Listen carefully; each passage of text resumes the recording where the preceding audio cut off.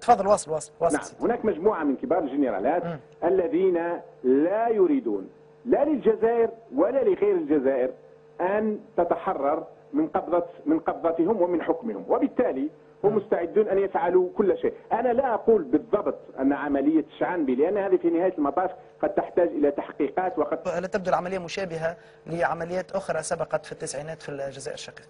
مئات العمليات حدثت كذلك، مئات العمليات. وأنا قلت لك مثلا هذا الذي ذكرت لك أحد العقداء، وقد ذكر في كتابه ربما مئات الأحداث ومئات الحالات المشابهة. هناك أيضا ضابط سابق ويسمى حبيب سوعدية، وكان في القوات الخاصة وكتب كتاب أصبح شهير جدا وسمي بالحرب، اسمها الحرب القذرة، يصف فيها كيف كانت تقوم أجهزة المخابرات الجزائرية بالقوات الخاصة الذي هو كان جزءا منها، وكيف كانت تقوم بعمليات ذبح حتى للجنود. كانوا يذبحون جنود لكي يدفعون بجنود آخرين أن يغضبوا وأن يتحمسوا للحرب ضد الإسلاميين.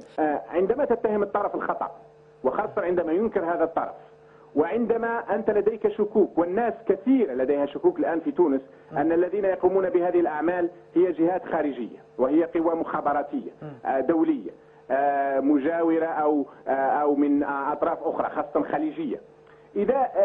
ثم أنت تصر على كلمة الإرهاب وتستعمل نفس الألفاظ التي كان يستعملها بن علي ونفس القانون الذي كان يستعمله بن علي أليس هذا عجزا من الحكومة التونسية عن مواجهة هذه الحقيقة أستاذ غربي؟ أنا أعتقد أن الحكومة التونسية منذ البداية لم تعرف كيف تتصرف مع النظام الجزائري، فبعض المسؤولين فيها كالوا المديح، ذهبوا إلى الجزائر وقالوا مديحا وكادوا أن يقولون شعرا في عسكر الجزائر وفي جنرالات الجزائر، بالرغم أنهم يعلمون الحقيقة. كان المفروض الوقوف على الحياد يعني في العلاقة مع الجزائر، وعدم محاولة اللعب على عواطف المهم ما يلعبوش على يعني وين باش توصل معاهم في لعبة العواطف.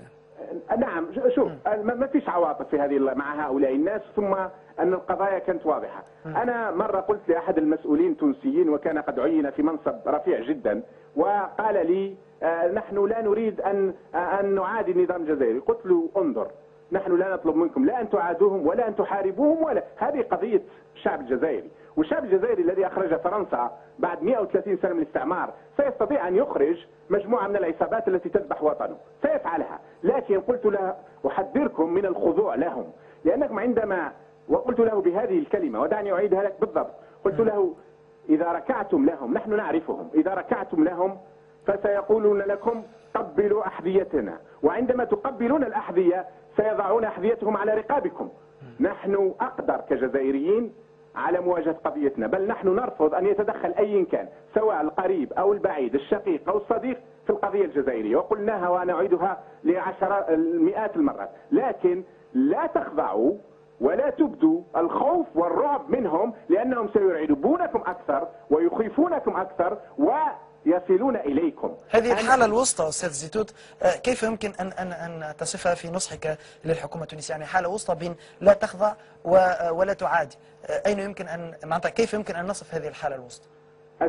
الحالة الوسطى هو أن يقال مثلا لجماعة المخابرات في الجزائر لماذا لديكم أكثر من 100 ضابط مخابرات في السفارة الجزائرية في تونس؟ لماذا؟ ماذا يفعلون؟ كان قبل الثورة لا يزيد عددهم عن 6 أو 7 أشخاص. لماذا هناك الآن أكثر من 100؟ توقفوا عن إرسال ضباط مخابرات. نحن أشقاؤكم ونحن لا نتدخل في شؤونكم ولا تتدخلون في شؤون. كان عليهم أن يقولون لهم عندما يلتقونهم الآن فيما يسمى بمكافحة الإرهاب: إخواننا، نحن لدينا أدلة أن كثير من الأشياء تأتي من عندكم، توقفوا عن إرسال ذلك.